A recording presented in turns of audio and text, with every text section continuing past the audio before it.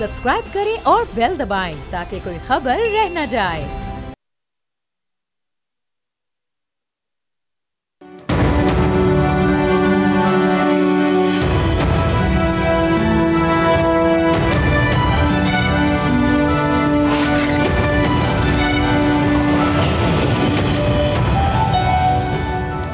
बानी पीटीआई और बुशरा बीबी के खिलाफ 190 मिलियन पाउंड केस का फैसला तीसरी बार मौखर हो गया है। अब 17 जनवरी को यह फैसला सुनाया जाएगा।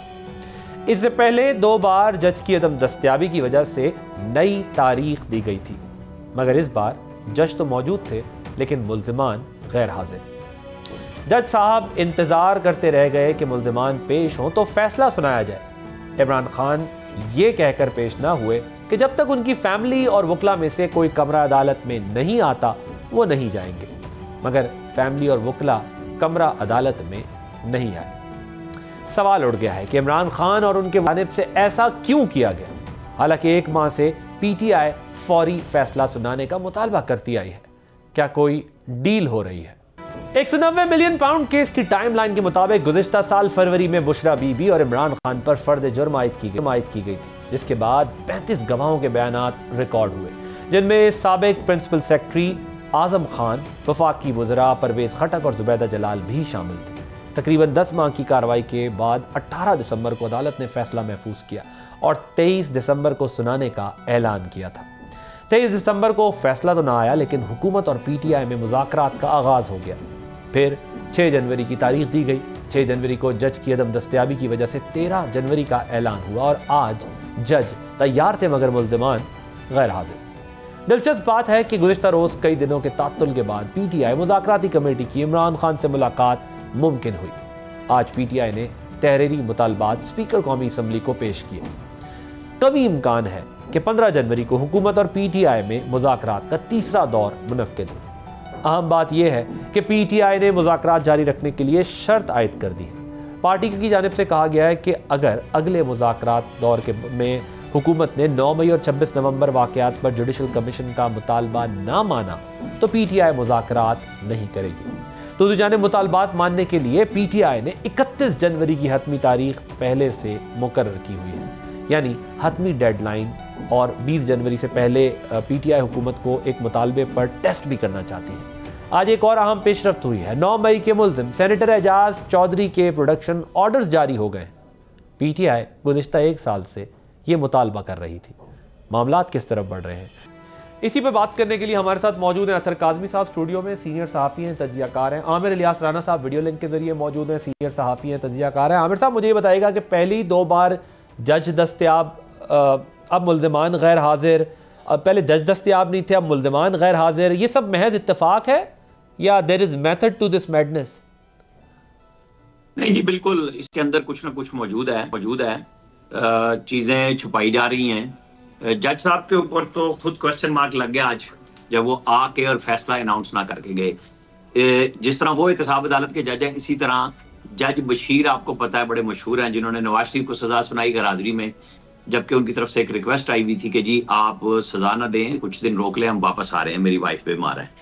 और मरियम नवाज ने कहा मेरी वालदा बीमार है, उन्होंने सजा सुना दी और बाद में इंप्लीमेंट हो गई।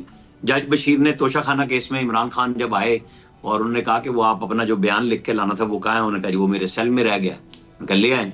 जाके इमरान खान साहब को वहीं सेल में बैठ के उन्हें 2 दफा बुलाया, उन्होंने कहा जी वो आने से इनकारी हैं।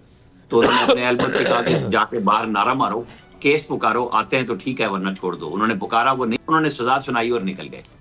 आज जब एहतसाब अदालत के जज तशरीफ लाए हैं और वो कहते हैं कि जी मैं बैठा हुआ हूँ 8:30 बजे का, और पिछली दफा मेरा जुडिशल में कोर्स था, पंजाब जुडिशल एकेडमी में ट्रेनिंग पे था, तो भाई वो ट्रेनिंग 23 दिसंबर को जिस दिन आपने की थी, हमने ये खबर दी थी कि 23 दिसंबर को ही 6 जनवरी की डेट आ गई थी 15 दिन के बाद कि ये ट्रेनिंग फिर है। तो आपने वो सोर्सेज से खबर क्यों आने दी? आपने खुद 23 के बाद फौरन क्यों नहीं कहा मैं 6 को भी नहीं दे सकता, मैं 13 जनवरी को दूंगा, ये जो भी डेट आप दे रहे थे? तो आपके ऊपर फिर क्वेश्चन लगा। आज आप कहते हैं मैं लिख के फैसला लाया हूं, दस्तखत शुदा मेरे पास मौजूद है। बिल्कुल है, मानते हैं, फिर फैसला क्यों नहीं दिया जी? ये बात सबसे पहली उनके ऊपर है। फिर ये बाद की बात है कि इमरान खान बैरक से क्यों नहीं निकले, बुशरा मैं आता हूँ उस तरफ। अभी आपको ये लगता है कि ये वो उससे सवाल बाद में। आपको ये लगता है कि फैसले में ताखीर और मुज़ाकरात में कोई ताल्लुक है? कहीं ना कहीं बैकग्राउंड में बेगम बुशरा की जो मुलाकातें बताई जा रही हैं वो मौजूद हैं। मैं और आप अगर कोई काम कर रहे हैं तो हम अपनी जॉब का हिस्सा पूरा कर रहे हैं, और वो भी आए हैं। वो पिछली दफा उन्होंने लोगों का, और कल आपने रात को इतला की कि एक सुबह फैसला सुनाया जाएगा, तो आप सजा सुना रहे हैं या बरी कर रहे हैं? आपका काम खत्म हो जाता है सजा सुनाने के बाद या फैसला सुनाने के बाद कि आप बरी कर रहे हैं। बरी हैं तो बरी हैं, सजा है तो फिर वो जिनके पास ये ऑर्डर जाना है, जिस जुरिस्डिक्शन में है, वो इंप्लीमेंट कराए, इंतजामिया कराए।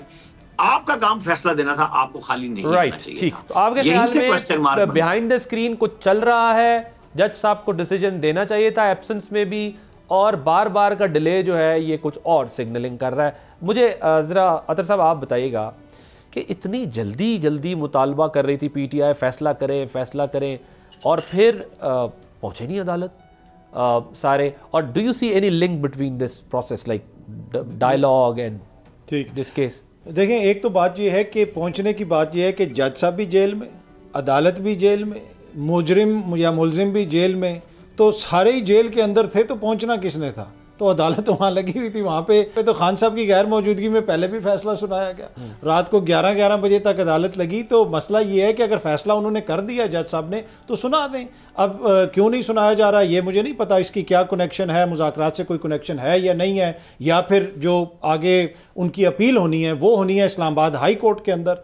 तो ये भी तहरीक इंसाफ वाले तो ये भी कह रहे हैं कि क्योंकि नई तैनातियाँ होनी हैं, अभी इस्लामाबाद हाई कोर्ट में जो मामला जाएगा तो हुकूमत को लगता है कि शायद इमरान खान साहब को रिलीफ मिल जाए, या शायद उधर से जो फैसला आएगा वो हमारे हक में ना हो। माजी में जो भी चीज़ें आई हैं, तो एक वजह ये भी है कि जो नए नाम सामने आए हुए, नया बेंच कोई बने, नए जज साहिबान वहाँ पे आए, तब ये मामला वहाँ तक पहुँचे। लेकिन ये सारी क्यासा राई है ना, अभी तक तो किसी के पास कोई हतमी राय नहीं है। तो जज साहब भी बता सकते हैं कि उन्होंने क्यों नहीं सुनाया। लेकिन मेरे लिए ये बाइस हैरत है कि आप वहाँ पे चले गए, आपने कहा कि फ़ैसला लिखा हुआ भी है, साइन भी किया हुआ है, तो कौन सी ऐसी चीज़ है जो आपको रोक रही है? फिर at the same time Abbasi साहब, जो एजाज चौधरी साहब का आपने जिक्र किया शुरू में कि उनके प्रोडक्शन ऑर्डर की भी अब बात हो रही है, तो फिर उससे तासुर ये मिलता है कि शायद चीज़ें कुछ उस तरफ जा रही हैं कि दोनों तरफ चाहते हैं कि हालात ज़्यादा कशीदा, कुछ बिहाइंड द स्क्रीन चल रहा है। वो हो सकता है, देखिए ना, हम तो इसके ऊपर क्या सराई कर सकते हैं या कोई तजिया दे सकते हैं। इवेंट्स बता रहे हैं आपको, इवेंट्स का तसलसल आप देखें तो आपको लगता है ऐसे है कि हुकूमत ने खान साहब को एंगेज किया हुआ है, खान साहब की टीम ने उनको एंगेज किया हुआ है, और शायद कुछ चीज़ें चल रही हैं, और इस मौके के ऊपर अगर वो उनको सज़ा होती है या कोई ऐसी बात होती है तो शायद कोई बीच में बदमज़गी पैदा हो। पर हतमी राय तो तभी हम कायम कर सकेंगे जब ये सज़ा, अब 17 तारीख भी ज़्यादा दूर नहीं है, 4 दिन के बाद पता चल जाए। अली अमीन गंडापुर के बारे में कहा जा रहा है कि कुछ 1.5 घंटा मुलाकात उन्होंने मुज़ाकराती कमेटी के पहुंचने से पहले की है जी। इतवार वाले दिन मुलाकातें हो गई हैं। तो क्या ये तीसरा इवेंट कंसीडर किया जा सकता है, ये जो हम देख रहे हैं एजाज चौधरी साहब की प्रोडक्शन ऑर्डर डिसीजन का डिले होना और पहले जाना 1.5 घंटा और मुज़ाकराती टीम बाद में जा रही है और इस तरह इतवार को मुलाकातें हो रही हैं? तो मेरे ख्याल में ये आपने बड़ी इंपॉर्टेंट चीज़ की जानिब पॉइंट किया। असल मुलाकात ही कल अली अमीन की थी। जो मुज़ाकराती कमेटी तो बेचारी 1.5 घंटा इंतजार करती रही, उनको तो डिप्टी सुपरडेंट जेल के कमरे में बैठाए रखा। अली अमीन साहब जो बातें लेके गए थे और अली अमीन साहब जो वहाँ पे जाके उन्होंने बताया कि ये भी हो सकता है और वो भी हो सकता है, तो इसमें तो कोई दो राय नहीं कि अली अमीन साहब की एंगेजमेंट हो रही है। अलीमा खान साहबा ने भी कहा कि पहले भी अली अमीन ये चीज़ लेके आए थे। तो अली अमीन ने ना सिर्फ खान साहब को बचाना है, मुज़ाकरात को बचाना है, अली अमीन ने अपनी हुकूमत भी बचानी है। अली अमीन को वो भी बड़ी अजीज़ है। बट वो साथ में ये भी कह रहे हैं कि अलीमा खान साहबा को ये हमारा राज लीक नहीं करना चाहिए था। बात मतलब ये हर बात बताने की नहीं होती पब्लिक में, मैं लगा हुआ हूँ तो मुझे करना मतलब कि हम तो अभी तक इंतजार कर रहे हैं अली अमीन हमें वो रास्ते बताए जिनसे वो 12 अजला से घूम के गए थे ताकि हमें पता चले। तो हम भी अभी आप अडियाला जाने की बात कर रहे हैं 12 अजला क्रॉस करके, या फिर जो वो पहले आए थे जब एहतजाज गायब हो गए थे ना, तो अब दूसरा ये कि इतवार वाले दिन जेल भी खुल गई, इतवार वाले दिन मुलाकात भी। आपको लगता है कि अली अमीन गंडापुर की जो एफर्ट्स है वो रंग ला रही? अली अमीन साहब तो देखें ना, दोनों तरफ से पैगाम रसानी कर रहे हैं और उनकी ख्वाहिश होगी, बहुत सारे लोगों की जमात के अंदर ख्वाहिश है कि चीज़ें बेहतर हों। अब ओवरऑल मुझे ये लगता है कि अगर चीज़ें बेहतरी की तरफ जाएंगी तो मुल्क के लिए बेहतर होगा। कॉन्स्टेंटली अगर इस हॉस्टाइल एनवायरनमेंट में हम रहेंगे कि जनाब इस तरह एक मुल्क में बहरानी कैफियत है, कभी एक सूबे का वज़ीर आला जुलूस लेके आ रहा है, वो इस्लामाबाद पहुंच रहा है, लेकिन वही वज़ीर आला उसी के सूबे में 6 किलोमीटर रोड बंद है पारा चनार की, वो नहीं खुलवा सक रहा, तो कैसे ये मुल्क हम ऐसे चलाएंगे? ठीक, मुझे आमिर साहब बताइएगा कि आपके ख्याल में जो मैंने अभी आपकी गुफ्तगू से भी इंप्रेशन लिया है, वो डिसीजन भी कह रहे हैं हमने लिख लिया है, ओपन शट केस है, मुझे जो अंदाज़ा हो रहा है, मुझे ये बताएं गुज़िश्ता रोज़ जब ये बात हो रही है, पिछले कुछ दिन तक जब ये बात हो रही थी, तो स्पीकर साहब ने ये कहा कि जी मैं तो नहीं मुलाकात करवा सकता, आप हुकूमत से बात करें। हुकूमत टाल मटोल से काम ले रही थी, हुकूमत ज़रा और स्टाइल में बात कर रही थी। फिर ये इतवार वाले दिन जो मुलाकात हुई है, हुकूमत जो मतलूबा माहौल देने से इनकार कर रही थी, वो माहौल मिला है, तो क्या ये भी कोई कड़ी मिल रही है इस सारे शाखसाने में? देखिए, जो मैंने पहला हिस्सा सवाल का था, मैंने कहा था कि कुछ ना कुछ पक रहा है। अथर साहब जो बात कर रहे थे कि वो जो लोग कहते हैं कि वो मान नहीं रहा, वो माफी नहीं दे रहा, वो एनआरओ नहीं दे रहा एस्टेब्लिशमेंट को, तो वो मान भी रहा है, वो एनआरओ ले भी रहा है, वो रास्ता भी बना रहा है, अली अमीन के जरिए भी मिल रहा है, बेगम बुशरा के जरिए भी मिल रहा है। लेकिन जो स्पीकर वाली बात कही ना, मैं आपको बताऊं, स्पीकर से मेरा परसों राब्ता हुआ था और ये परसों शाम मैंने ही खबर दी थी कि अगले 2 दिनों में मुलाकात हो जाएगी और बुध के दिन इनकी मुज़ाकरात शुरू हो जाएंगे। स्पीकर ने मुझे 2 नाम भी बताए थे और ये भी बताया था कि उन्होंने किस किस को कहा है कि इनकी मुलाकात कराएं, और लेकिन वो नाम मुझे उन्होंने मना किए थे कि मैंने पब्लिक नहीं करना है। तो मैंने उतनी खबर दी जितनी जरूरत थी, तो जहां जरूरत थी वहां मुलाकात का कह दिया गया और मुलाकात हो भी गई। तो मुलाकात ही की वजह से, वरना तो इमरान खान ने तो 4 दिन पहले भी कहा था ना, जाके मिल लो यार, मुझसे नहीं मिलने दे रहे तो ना सही, जाके मुतालबात कर दो। लेकिन जो लोग बीच में, अली अमीन गंडापुर सामने है ना, जो हर तरफ खेल रहे हैं, इनको फवाद चौधरी ने कहा था या किसने कहा था, आपको याद होगा कि चारों तरफ खेल रहे हैं। तो जो हर तरफ राब्ते कर रहे हैं ना, वो 8 घंटे की वारदात सुनाते हैं, ना वो 30 घंटे की सुनाते हैं। और वो जो उमर अयूब ने आपके और हमारे जाने पहचाने मुनाल के रास्ते में, वो जो एक ही सड़क है उसके अंदर से 2 ट्रक भी लगा दिए और उनके बीच में से वो अपनी गाड़ी भी निकाल के ले गए, सीमेंट के बैरियर से भी ले गए। ये हॉलीवुड की नई फिल्म थी, वो बेचारा खुद भी जल गया हॉलीवुड, लेकिन हमारे यहाँ नया क्रिएट किया उमर अयूब ने। ये कहानियां जब तक सच नहीं सुनाएंगे उस वक्त तक आप यही कुछ ही देखते रहेंगे कि ये जो दूसरों को कहानियां सुनाते थे कि चले जाते हैं मुज़ाकरात करके, तो फैसला रुकवा भी यही रोक रहे हैं। आपके ख्याल में पीटीआई ये फैसला डिले करवा रही है ताकि मुज़ाकरात से कुछ निकले और रिलीफ लिया जा सके? वो रिलीफ के लिए बिल्कुल दौड़ रहे हैं, भाग रहे हैं, लेकिन मेरे पास अभी तक ये पोजीशन मौजूद है कि 9 मई वाली बात जब तक आप नहीं कर लेंगे तब तक आपको कुछ भी नहीं मिलना। जो डिले हो सकता है, सब कुछ हो सकता है, लेकिन आमिर साहब ये जो गवर्नमेंट कह रही है कि ये तो ओपन एंड शट केस है, इसमें तो कोई ऐसी चीज है ही नहीं है, तो बस फारिग है इस केस के अंदर, तो फिर कैसे कोई रिलीफ मिलेगा? देखिए, मैं आपको बताऊं, गवर्नमेंट क्या कहती है, वो प्रेस कॉन्फ्रेंस कर रहे हैं, हम जर्नलिस्ट क्या समझते हैं, मैं अपनी बात कर सकता हूं। ओपन एंड शट केस बिल्कुल इस सेंस में ये मौजूद है कि प्राइम मिनिस्टर ने बैरिस्टर शहजाद अकबर के साथ मिलकर एक ऐसी गेम खेली जिसके नतीजे में एक मशकूक ट्रांजैक्शन को बगैर पब्लिक की एक उसको कैबिनेट से अप्रूव कराया और उसके मिनट्स भी इशू किए। ये नहीं है कि मिनट्स नहीं इशू हुए, वहीं से तो ये बात सामने आई थी। लिहाजा इख्तियारात का वो नाजायज इस्तेमाल, जो रकम हुकूमत पाकिस्तान को आनी थी वो एक ऐसे अकाउंट में जो बज़ाहिर गवर्नमेंट का ही लगता था, ज़ाहिर रजिस्ट्रार सुप्रीम कोर्ट का है, उसमें वो जुर्माने में रकम चली गई। तो यहां से इमरान खान का इख्तियारात का नाजायज इस्तेमाल वो बाकायदा साबित शुदा है, और उसके ऊपर इन्हीं जज साहब ने, जिनके ऊपर मैं ये कह रहा हूं कि उनका अपना रवैया ठीक नहीं था, आज उन्हें फैसला देना चाहिए था, उन्होंने इतनी दफा यानी दर्जनों दफा इल्तवा दिया कि 1 साल तक ये केस चलता रहा है। बीच में वो ट्रांसफर भी हुए, वो वापस भी आए, और उसमें एक हाई कोर्ट के चीफ जस्टिस नए आए, फिर वो चले गए, फिर एक नई चीफ जस्टिस आ गई, फिर ये दोबारा आ गए। ठीक है, ये आप मेरी बात को समझें। और क्योंकि जब ये केस आ रहा था उस वक्त 3 जनवरी को इस्लामाबाद हाई कोर्ट के नए जज आने थे, अब 17 जनवरी को आने हैं, ज़ाहिर है वो भी 1 वीक लग जाता है। ये सब चीजें डिवीजन बेंच को भी अक्कासी करती हैं कि एक तरफ तो कुछ ग्रुप बन गए हैं, वो मुकम्मल यकसुई से एक तरफ ही इंसाफ फराहम करने पर मुसर हैं, बातचीत तो दूर की बात है। तो ये चीजें हैं, दोनों तरफ से खेली जा रही है, बात कोई एक नहीं है कि भाई सिर्फ सिंगल हैंडेडली काम चल रहा है। राइट, सिंगल हैंडेडली काम नहीं चल रहा। अब ये जो मुज़ाकरात को जारी रखने के लिए उन्होंने बात की है, उन्होंने कहा कि कमीशन बनाएं, 9 मई वाला, 26 नवंबर वाला, स्टेप बाय स्टेप पीटीआई जो है वो आगे बढ़ रही है। लेकिन राना साहब भी जो बात कर रहे हैं कि देखिए एक तरफ तो पॉस्चरिंग ये की हुई है कि जी हम तो बात ही नहीं कर रहे, मुज़ाकरात ही नहीं कर रहे, वो जेल में डट गया है, वो ये नहीं। लेकिन सारे लोग जो इस्टेब्लिशमेंट के साथ बात कर सकते हैं वो बड़े होपफुल हैं, वो कर भी रहे हैं। और ख़ुद हुकूमत को भी जो है वो फ़िलहाल हमें अंदाज़ा हो रहा है कि पूरी पिक्चर नहीं पता कि हो क्या रहा है। आपको याद है ख्वाजा आसिफ साहब ने एक दफ़ा कहा था on the floor of the house कि जिहड़ा हुकूमत चाहता है उन्होंने तो सब तो घट पता होता है। तो वो एग्जैक्ट जुमला तो मुझे याद नहीं आ रहा, लेकिन मफहूम ये था उनका कि हुकूमत वाले कम ज़रा लाइल में होते हैं। Do you agree with that? देखिए ऑब्वियसली इसमें बहुत सारी चीज़ें ना, या वो खुद करवा रहे हैं कि मतलब चलो यार स्टेबिलिटी आ जाए इकोनॉमिक। फ़ायदा तो हुकूमत को होगा, अगर स्टेबिलिटी आएगी तो हुकूमत चलती रहे, अगर इमरान खान सब चुप करके बैठ जाए। लेकिन इशू ये है इमरान खान के बाहर आने से हुकूमत को फ़ायदा होगा नहीं, अगर कोई डील अगर हो जाती है, कोई मुज़ाकरात के कोई हल नहीं कर रहा, हुकूमत को फ़ायदा ही होगा अगर उनको कोई कबूल कर ले, उनको कहे कि हम अगले 2 साल नहीं बैठेंगे। लेकिन क्या ऐसा होगा? मुझे ऐसा होता हुआ नज़र नहीं आ रहा। यहाँ पे तो देखिए बयानिया ये था कि इमरान खान साहब से तो बात ही नहीं हो सकती, उसके ऊपर तो रेड लाइन लगी हुई है। इतनी रेड लाइनें लगाई हैं कि अब इनकी सुर्ख इंक ही ख़त्म हो गई है। क्यों कर रहे हैं उससे बात? क्यों उससे एंगेजमेंट कर रहे हैं? क्यों नहीं उसका फैसला आ रहा?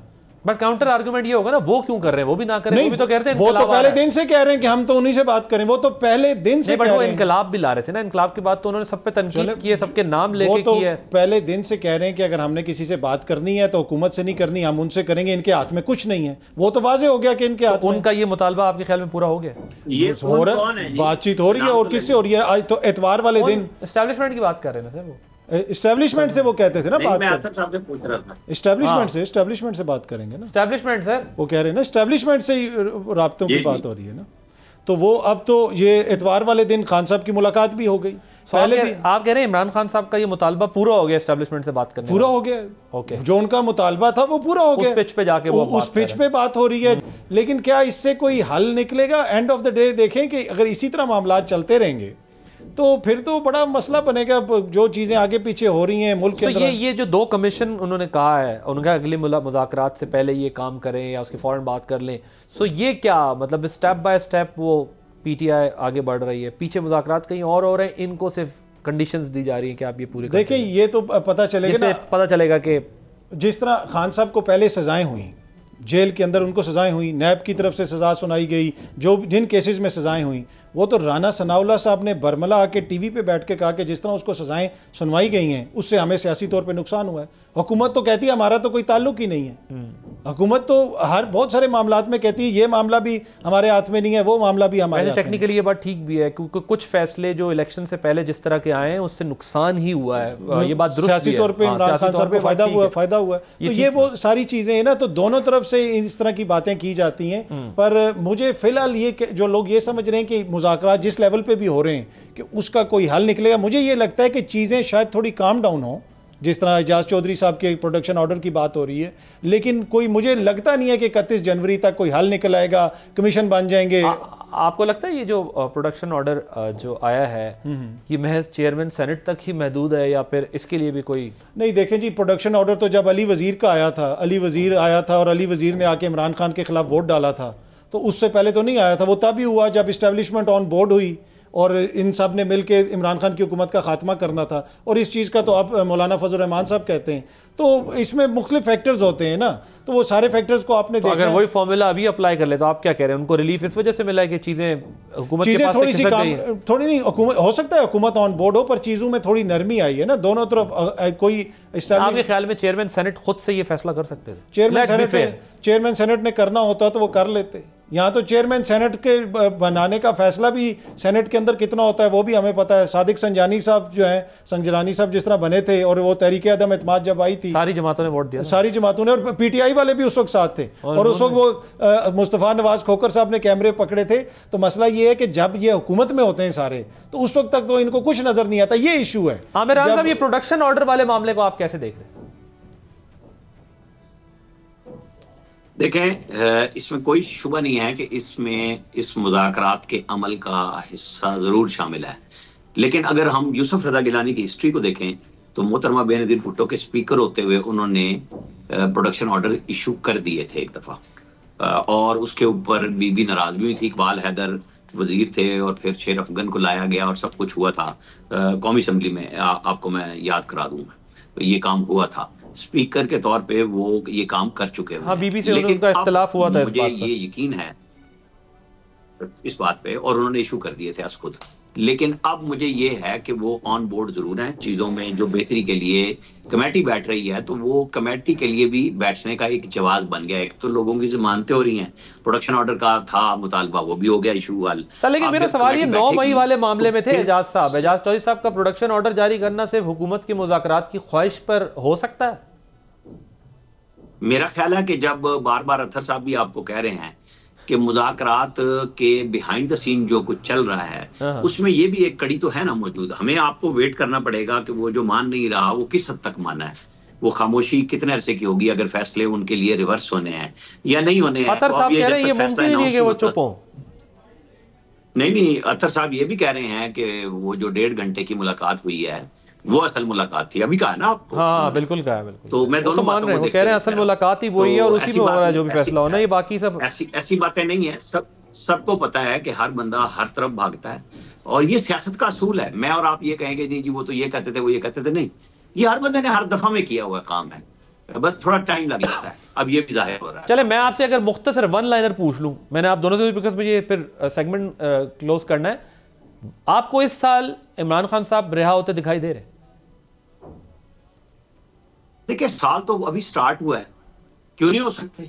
इस केस में सजा भी हो जाए तब भी जमानत तो होनी है ना।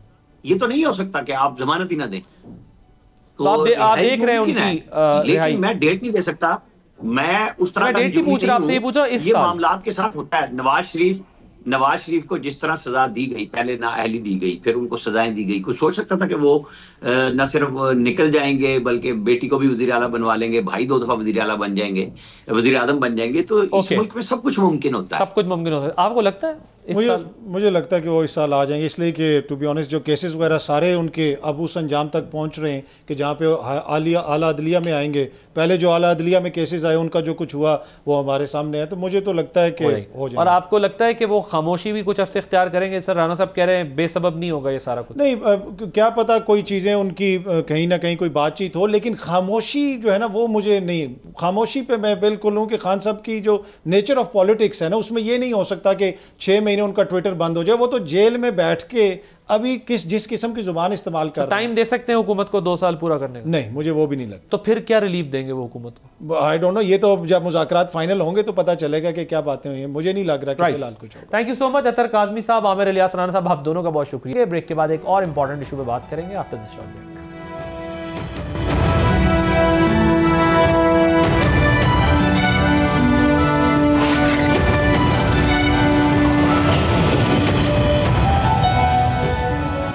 Welcome back. अब कुछ बात करते हैं पाकिस्तान में ख़वातीन की तालीम की। पाकिस्तान में ख़वातीन की आबादी निस्फ से ज़ायद है और इसमें आधी से ज़्यादा ख़वातीन गैर तालीम याफ्ता हैं। वज़ीर आज़म शहबाज शरीफ ने गुज़िश्ता रोज़ दुनिया भर से आए हुए दानिशवरों और तालीमी माहिरीन को बताया कि मुल्क में 5 से 8 साल तक के 2 करोड़ 28 लाख बच्चे स्कूलों से बाहर हैं। इनमें से लड़कियों की एक बड़ी तादाद है। वज़ीर आज़म ने यह आदाद व शुमार बैनुल अक़वामी तालीमी कॉन्फ्रेंस में अपने खिताब के दौरान पेश किए। 2 रोज़ जारी रहने वाली इस कॉन्फ्रेंस में OIC, अक़वाम मुत्तहिदा, राब्ता इस्लामी और दुनिया भर से तालीमी माहिरीन शरीक थे।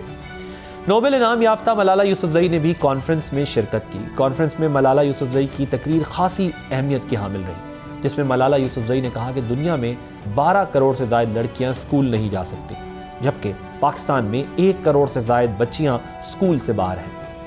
हर लड़की का हक है कि वो कम से कम 12 साल के लिए स्कूल जाए।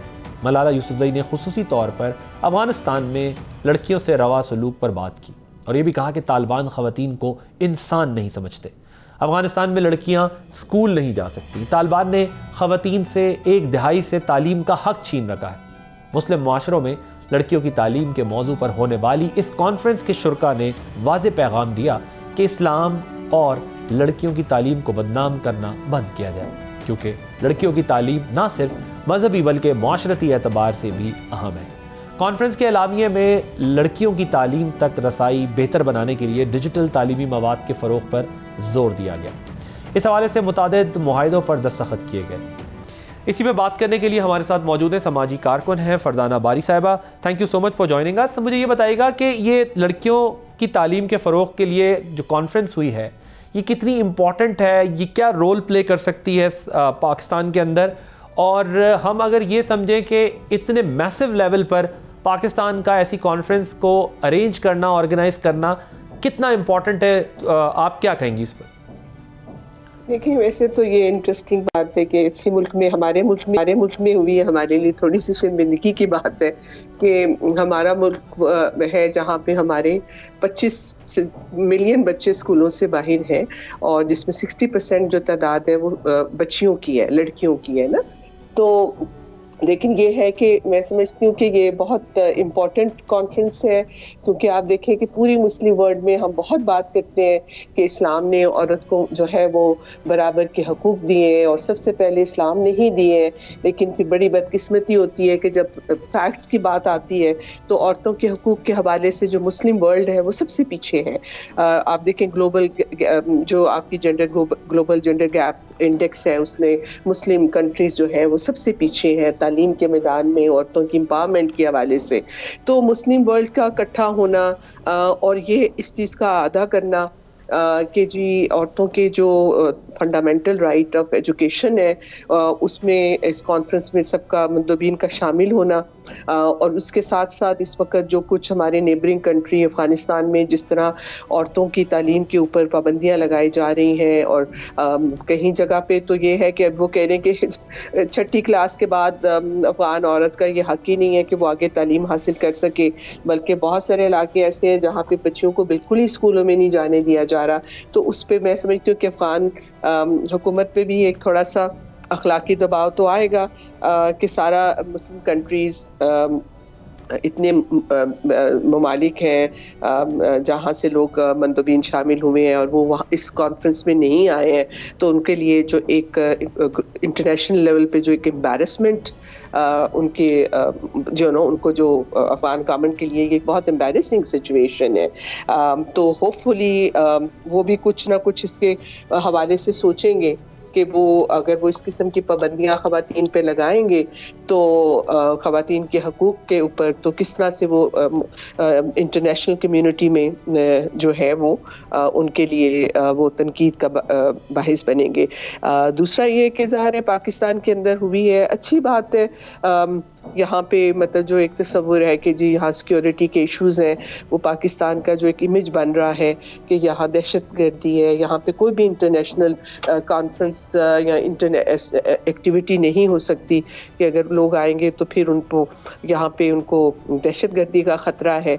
तो मैं समझती हूँ कि इस तरह की जो इंटरनेशनल कॉन्फ्रेंसेस करने से ये या लोगों के आने से वो एक इमेज भी टूटता है। तो उस लिहाज से भी ये एक मस्बत चीज़ है कि पाकिस्तान ने इसको होस्ट किया है और ये अच्छी बात है। मैं समझती हूँ ये मुस्लिम वर्ल्ड में राइट। और आप क्या समझती हैं हमारे यहाँ थ्रू आउट पाकिस्तान के अंदर जो रिलीजियस इशू था, इकोनॉमिक इशू था, या फिर सोसाइटी के इश्यूज थे जिसकी वजह से वुमेन एजुकेशन उस लेवल पे नहीं जा सकी जिस लेवल पे जाना चाहिए थी? ये मेन फैक्टर। और एक और सवाल मैं अगर ऐड कर दूं कि इसमें ज़्यादा ज़रूरत किस चीज़ की है, अवेयरनेस की, लेजिस्लेशन की, किस चीज़ की ज़्यादा ज़रूरत है इस प्रोसेस में, इस नंबर को इंक्रीज़ करने के लिए? देखिए, दो चीज़ें। अब हमारे यहाँ ये इसकी वजह जो है वो रियासत की अपनी फेलियर भी है कि आपने अभी भी आप देखें कि पाकिस्तान में एजुकेशन का बजट जो है पिछले 75 सालों में 2% से ज़्यादा नहीं हुआ।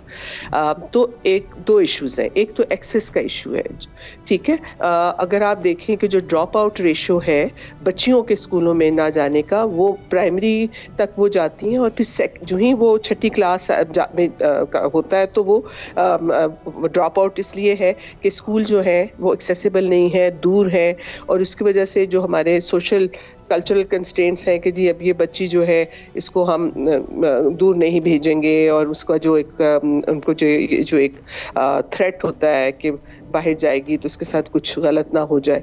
तो एक तो ये है कि अगर एक्सेस हो स्कूलों का तो मैं समझती हूँ कि उससे भी हमारा जो ये जो लिटरेसी रेट है और जो एजुकेशन का रेशो है वो बच्चियों में बढ़ेगा। कुछ कुछ ऐसी पॉकेट्स हैं पाकिस्तान के अंदर जहाँ मजहबी हलकों की बहुत ज़्यादा वहाँ पे उनका स्ट्रॉन्ग होल्ड है। वो पॉकेट्स हैं, चाहे वो फॉर्मर फाटा की पॉकेट्स हैं या बलूचिस्तान में या इंटीरियर सिंध में या पंजाब में, तो वो पॉकेट्स में मजहबी हलके जो हैं वो उनका जहाँ पे असर रसूख है वो औरतों की उस पर पाबंदी लगाते हैं, जबकि ये बच्चियों का फंडामेंटल राइट है। लेकिन रियासत उन इलाकों में उन दहशतगर्दों के खिलाफ, उन मजहबी हलकों के खिलाफ कोई भी हिम्मत जुर्रत नहीं करते हैं कि वो उनके खिलाफ कोई एक्शन लें। तो उसकी वजह से भी जो है वो बच्चियों की तालीम जो है वो मुतासिर हो रही है। तो इसके अंदर आप देखें कि फिर ये कि तालीम मुफ्त नहीं है। अब आर्टिकल 25A रियासत ने पास कर दिया, जिसका मतलब ये है कि 16 साल तक बच्चियों की और बच्चे दोनों उनका जो एजुकेशन है वो फ्री है, कंपलसरी है और फ्री है, ठीक है। लेकिन आप देखें कि कहीं भी किसी भी सूबे में बजट एलोकेशन नहीं होती इस चीज़ का। वो कोई ऐसी आप देखें कि जेंडर बजटिंग या प्लानिंग नहीं होती कि वो देखें कि कितने बच्चों के लिए कितने स्कूल दरकार है। और वो जो हम कह रहे हैं कि 16 साल तक फ्री और कंपलसरी एजुकेशन, वो कोई भी सूबा उसके ऊपर अमल दरामद नहीं करता। We are running out of time. Thank you so much Farzana Bari साहिबा फॉर गिविंग टाइम। बच्चों की एजुकेशन इम्पॉर्टेंट है, सोसाइटी के अंदर ख़वातीन का इम्पॉर्टेंट रोल है। पाकिस्तान की तो हाफ ऑफ द पॉपुलेशन जो है वो ख़वातीन पर है। सो पाकिस्तान में अगर आगे बढ़ना है तो ख़वातीन को तालीम देनी होगी, बच्चियों को तालीम देनी होगी ताकि ये मुल्क तरक्की कर सके। आप लिबास को इजाज़त दीजिए, अल्लाह हाफ़िज़।